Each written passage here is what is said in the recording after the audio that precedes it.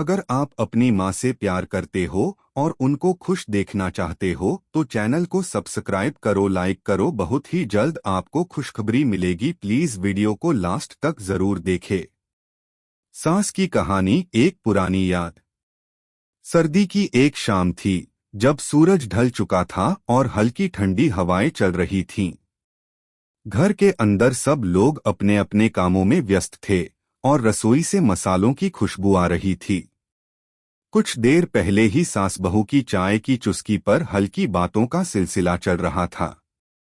सास ने अचानक अपना ध्यान बहू की ओर मोड़ा और मुस्कुराते हुए कहा, बिटिया, आज तुम्हें अपनी एक पुरानी कहानी सुनाती हूँ। यह कहानी मेरे जवानी के दिनों की है, जब मैं भी तुम्हारी तरह नई नई बहू बनी थी। बहू ने चाय का कप रखते हुए उत्सुकता से सास की ओर देखा और बोली, सासू माँ, मुझे तो सुनने का मन है। ये कहानी आपके जमाने की है न? सास हंसी और बोली, हाँ बिल्कुल।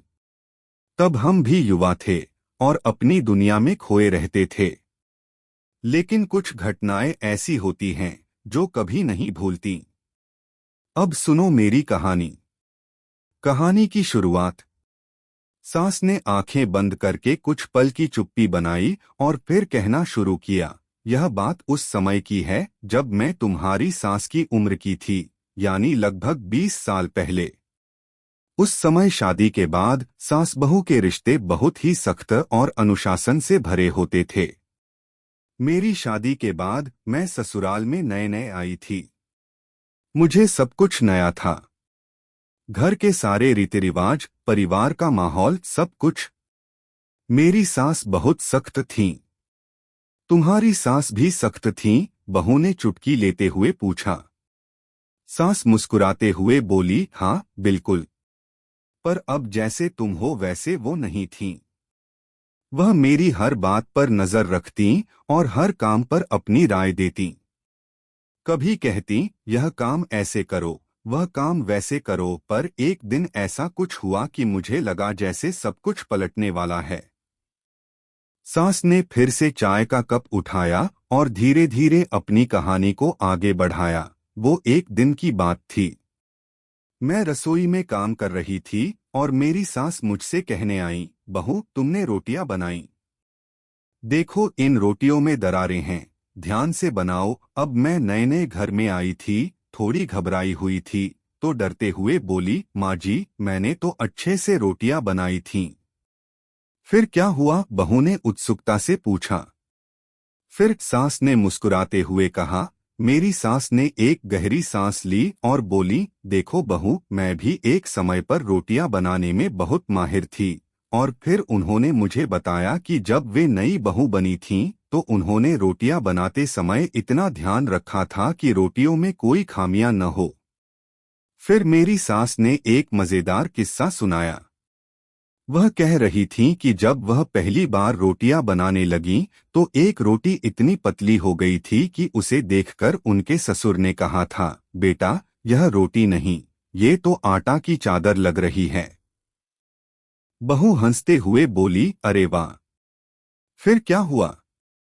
सास ने चुटकी लेते हुए कहा। फिर क्या? उस दिन के बाद मेरी सास ने मेरी रोटियों पर नजरें और भी तेज कर दी।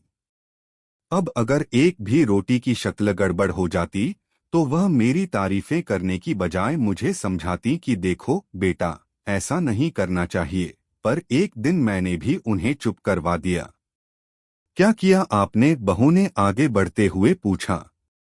सास मुस्कुराते हुए बोली, एक दिन मैंने रोटियां बनाई और उन रोटियों का आकार जानबूझकर इतना छोटा किया कि सास को देख देख कर वह खुद ही चुप हो गईं।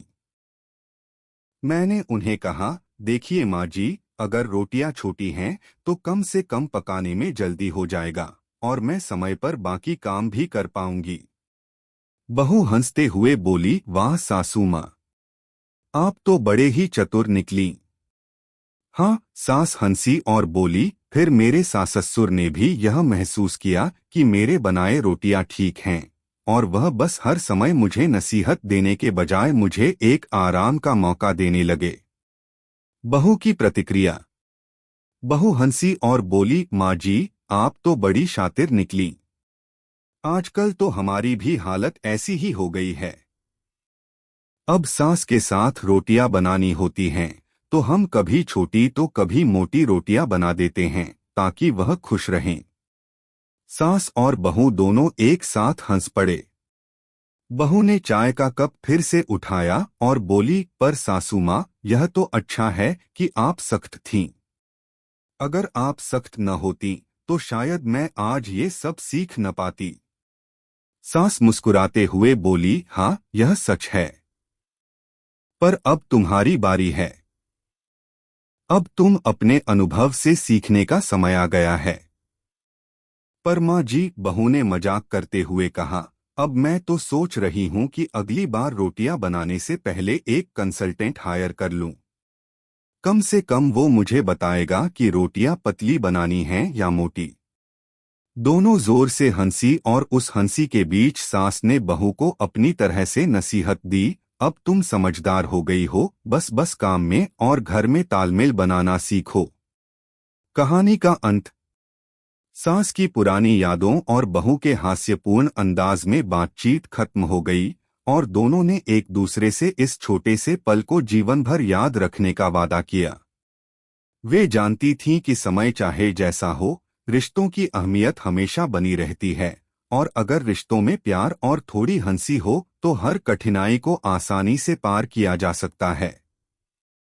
सास ने बहू को गले लगाते हुए कहा, बहू, हमेशा हंसते रहना ताकि घर में हमेशा खुशहाली बनी रहे। जी माँ जी, बहू ने जवाब दिया, मैं सासू माँ की तरह बनूंगी जो हर परेशानी को हंसी में बदल देती है। और इस तरह सास बहू के बीच की यह छोटी सी कहानी हर दिन की जिंदादिली और हंसी से भरी एक नई याद बन गई।